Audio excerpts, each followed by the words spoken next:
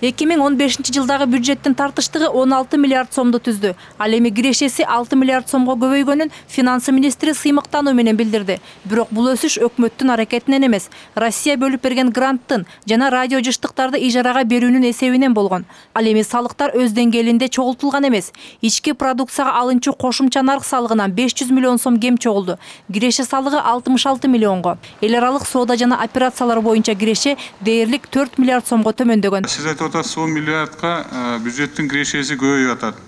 Көбөйгөн себеби бул жер үй, Мегакомдун дивиденди, Кыргыз-нефтегаздын дивиденди, жана курсовой разница, жана Россия бизге 3 миллиард сом жардам берип атат. Туурабы? Амно биз мына ЕСке кирдик. Биздин коэффициентибиз 1,9 болуп атат. Туурабы? 10,9 болуп атат. Мына бизде выпадение 4 миллиард сом тегерегинде болуп атат. Азыр мына 2016 жылда дагы мына кризис мындай тереңдеп баратат да.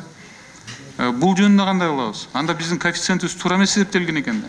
Бул суроого да өкмөттүн шылтоосу даяр. Евразия экономикалык биримдигине толук кандуу мүчө болсок, бул алкакка мүчө өлкөлөргө болгон импорттун эсебинен киреше өсөт деген божомол ишке ашпай калган.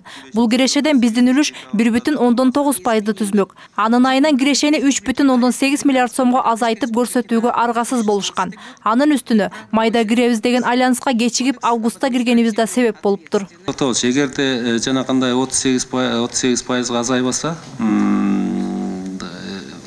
анан биз эртерээк киргенде бизге көбүрөөк эле түшмөк. Биз баягы майда эмес, августтун 12-синде кирип калдык. Анан 12-октябрдан баштап ушул 1,9% бизге түшө баштады да.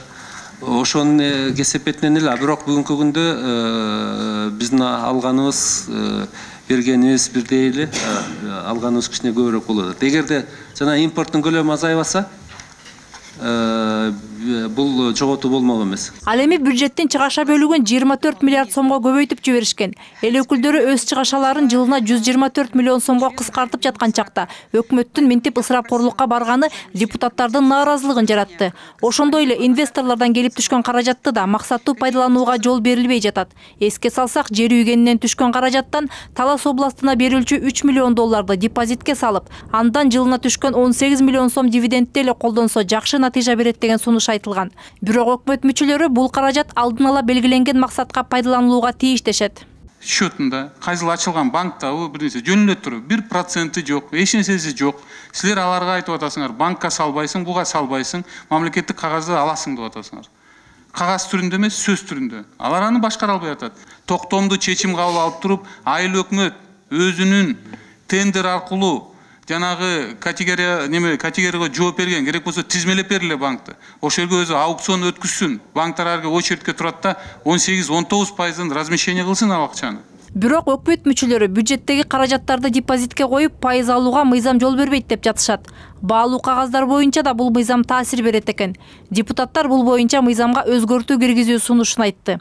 Ал эми республикалык бюджетке түшкөн 100 миллион долларга 100 мектеп курууну пландап жатышыптыр.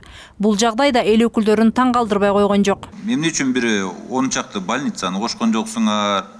Же болбосо бир 10 чакты 7 областта 7 бир кайра иштетүү боюнча өндүрүүгө бир өнүктүрүүгө маселени кошкон жоксуңар?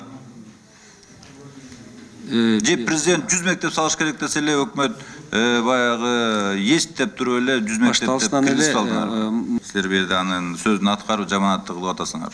Азыр биз баарыбыз элестетип койдук да, президент айтты, өкмөт аткарып атат депчи.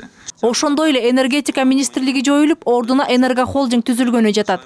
Бирок министрлик жоюлганы менен мекемеге жыл аягына чейин бөлүнгөн каражат бюджетке эсептелип калган. Колдонулбай калган каражат кайда кетти деген суроого да так жооп алынган жок. Мээрим Ташибекова, Александр Симонов, НТС.